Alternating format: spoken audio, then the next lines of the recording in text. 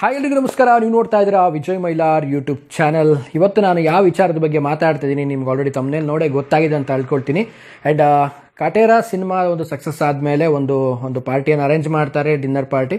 So ತಡ ಆಯಿತು ಅನ್ನೋದು ಕಾರಣಕ್ಕೆ, ಇಷ್ಟು ಲೇಟ್ ಮಾಡಿದ್ದೀರಾ ಅನ್ನೋ ಕಾರಣಕ್ಕೆ ಒಂದು ಕೇಸ್ ಕೂಡ ರಿಜಿಸ್ಟರ್ ಆಗುತ್ತೆ. ಸೊ ಅದ್ರ ಬಗ್ಗೆ ಮಾತಾಡ್ತೀನಿ ಆ್ಯಂಡ್ ಅದ್ರ ಬಗ್ಗೆ ಏನೆಲ್ಲ ವಿಚಾರಗಳಿದೆ ತಿಳಿಸ್ಕೊಡ್ತೀನಿ ಅಂತ ಹೇಳ್ತಾ ಇವತ್ತಿನ ವಿಡಿಯೋ ಬೇಗ ಶುರು ಮಾಡ್ತಾ ಇದ್ದೀನಿ. ಶುರು ಮಾಡೋಕ್ಕಿಂತ ಮುಂಚೆ ಚಾನಲ್ಗೆ ಸಬ್ಸ್ಕ್ರೈಬ್ ಮಾಡದೆ ನೋಡ್ತಾ ಇದ್ರೆ ದಯವಿಟ್ಟು ಸಬ್ಸ್ಕ್ರೈಬ್ ಮಾಡ್ಕೊಳ್ಳಿ. ಇನ್ಸ್ಟಾಗ್ರಾಮ್, ಫೇಸ್ಬುಕ್ ಹಾಗೆ ಎಕ್ಸೆಲ್ ಫಾಲೋ ಮಾಡೋದನ್ನು ಮರಿಬೇಡಿ ಅಂತ ಹೇಳ್ತಾ, ಸೊ ಮೊದಲೇದಾಗಿ ಹೇಳಬೇಕು ಅಂದರೆ ಕಾನೂನನ್ನು ಉಪಯೋಗ ಮಾಡಿಕೊಳ್ಳೋದಕ್ಕಿಂತ ದುರುಪಯೋಗ ಮಾಡಿಕೊಳ್ಳೋರೆ ತುಂಬ ಜನ ಇದ್ದಾರೆ. ಆ್ಯಂಡ್ ಯಾಕೆಂದ್ರೆ ಈ ಮಾತು ಹೇಳ್ತಾ ಇದ್ದೀನಿ ಅಂತಂದರೆ, ಸೊ ಕಾನೂನು ಅನ್ನೋದೇನಿದೆ, ಒಂದು ಲಾ ಅನ್ನೋದೇನಿದೆ, ಅದನ್ನು ಉಪಯೋಗ ಮಾಡ್ಕೋಬೇಕು. ಅಂದರೆ ಯಾವುದೇ ಒಂದು ಅಹಿತಕರ ಘಟನೆಗಳಾದಾಗ, ಒಬ್ಬರಿಂದ ಒಬ್ರಿಗೆ ಏನಾದರೂ ಪರಸ್ಪರ ಏನಾದರೂ ಆದಾಗ, ಸೊ ಈ ರೀತಿಯಾದಂಥ ಏನಾದರೂ ಒಂದು ಡೆಲಿಕೇಟೆಡ್ ಇಶ್ಯೂಸ್ಗಳಾದಾಗ, ಸೊ ಏನಾದರೂ ಗಂಭೀರವಾದಂಥ ಸಮಸ್ಯೆಗಳಾದಾಗ, ಸೊ ಈ ರೀತಿಯಾದ ಒಂದು ಸಮಸ್ಯೆಗಳಾದಾಗ ನಾವು ಕೋರ್ಟ್ ಮೊರೆ ಹೋಗ್ತೀವಿ, ಲಾ ಮೊರೆ ಹೋಗ್ತೀವಿ. ಸೊ ಈ ವಿಚಾರ ಈಗ ಹೆಂಗಾಗಿದೆ ಅಂತಂದರೆ, ಸೊ ಚಿಕ್ಕ ಪುಟ್ಟ ಏನಾದರೂ ಆದರೂ ಕೂಡ ಅದಕ್ಕೆ ಒಂದು ಕೇಸ್ಗಳನ್ನು ರಿಜಿಸ್ಟರ್ ಮಾಡುವಂಥದ್ದು, ಕೋರ್ಟು ಕಚೇರಿಗಳನ್ನು ಅಡ್ಡಾಡಿಸುವಂಥದ್ದು ಸೊ ಇತ್ತೀಚಿನ ದಿನಗಳಲ್ಲಿ ತುಂಬ ಜಾಸ್ತಿ ಆಗಿದೆ ಅಂತಲೇ ಹೇಳ್ಬೋದು.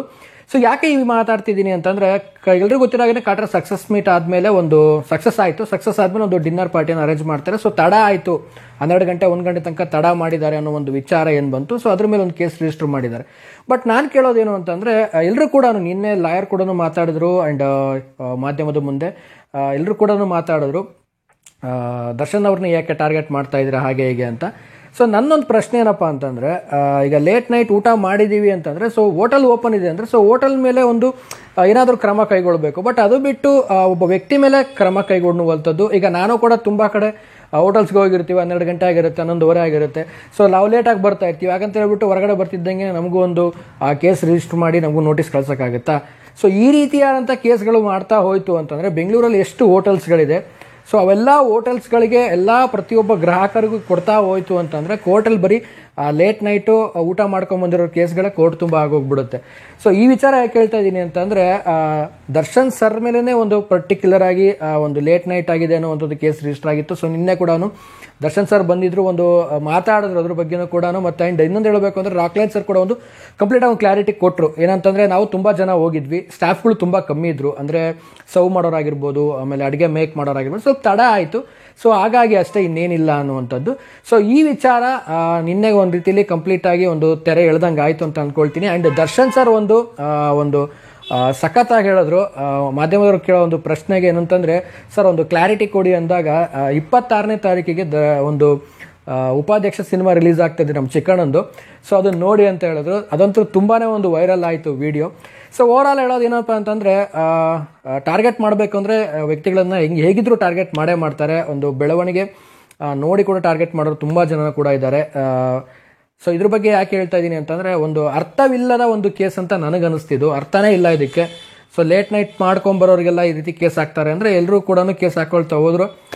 ಕೋರ್ಟಲ್ಲೆಲ್ಲ ಆಗಲಿ ಹೇಳಿದಾಗೇ ಇದೇ ಕೇಸಸ್ಗಳು ಇರುತ್ತೆ ಅಂತಲೇ ಹೇಳಿಕ್ಕೆ ಇಷ್ಟಪಡ್ತೀನಿ. ಒಟ್ಟಲ್ಲಿ ಹೇಳಬೇಕು ಅಂತಂದರೆ, ನಿನ್ನೆ ಒಂದು ರೀತಿಯಲ್ಲಿ ದರ್ಶನ್ ಸರ್ ತುಂಬ ಕೂಲಾಗೇ ಇದ್ದರು, ಕೂಲಾಗೆ ಉತ್ತರ ಕೊಟ್ಟರು. ಉಪಾಧ್ಯಕ್ಷ ಬರ್ತಾರೆ 26ಕ್ಕೆ, ಎಲ್ಲರೂ ಕೂಡ ಹೋಗಿ ನೋಡಿ ಅಷ್ಟೇ ಅಂತ ಹೇಳ್ಬಿಟ್ಟು ಡೈರೆಕ್ಟಾಗಿ ಗಾಡಿನ ಹತ್ಕೊಂಡು ಹೋಗ್ತಾರೆ, ಕಾರ್ ಹತ್ಕೊಂಡು. ಸೊ ಓವರಾಲ್ ಆಗಿ ಇದಾಗಿತ್ತು ವಿಡಿಯೋ. ಆ್ಯಂಡ್ ಒಂದು ಪ್ರಕಾರ ಹೇಳಬೇಕು ಅಂತಂದರೆ, ಇದೆಲ್ಲ ನಿನ್ನೆಗೆ ಒಂದು ರೀತಿಯಲ್ಲಿ ಮುಗಿಸಿದ್ದಾರೆ, ತೆರೆ ಎಳೆದಿದ್ದಾರೆ. ಸೊ ರಾಕ್ಲೈನ್ ಸರ್ ಕೂಡ ಒಂದು ಕ್ಲಾರಿಟಿ ಕೊಟ್ಟಿದ್ದಾರೆ. ಸೊ ಲಾಯರ್ ಕೂಡ ಒಂದು ಕ್ಲಾರಿಟಿಯನ್ನು ಕೊಟ್ಟು ಇದನ್ನು ಮುಗಿಸಿದ್ದಾರೆ. ಸೊ ನೋಡೋಣ, ಈ ರೀತಿಯಾದಂಥ ಒಂದು ಸಿಚುವೇಶನ್ಸ್ಗಳು ಬರುತ್ತೆ. ಅದು ಲೈಫ್ ಅಂದರೆ ಹಾಗೇ, ಒಂದು ಒಳ್ಳೇದು ಮಾಡ್ತಾಯಿದ್ದೀವಿ ಅಂದರೆ ಒಂದು ಕೆಟ್ಟದಾಗುತ್ತೆ, ಅದು ಆಗ್ತಾ ಇರುತ್ತೆ. ಲೈಫ್ ಅಂದ್ರೆ ಹಾಗೇ. ಸೊ ಓವರಾಲ್ ಆಗಿ ಇದಾಗಿತ್ತು ಇವತ್ತಿನ ವಿಡಿಯೋ. ಆ್ಯಂಡ್ ಈ ವಿಡಿಯೋ ಮಾಡೋ ಉದ್ದೇಶನೇ ಇಷ್ಟ ಆಗಿತ್ತು, ಒಂದು ಕ್ಲಾರಿಟಿಯನ್ನು ನನ್ನ ಕಡೆಯಿಂದ ಒಂದು ತಿಳಿಸ್ಬೇಕು ಅನ್ನುವಂಥದ್ದು.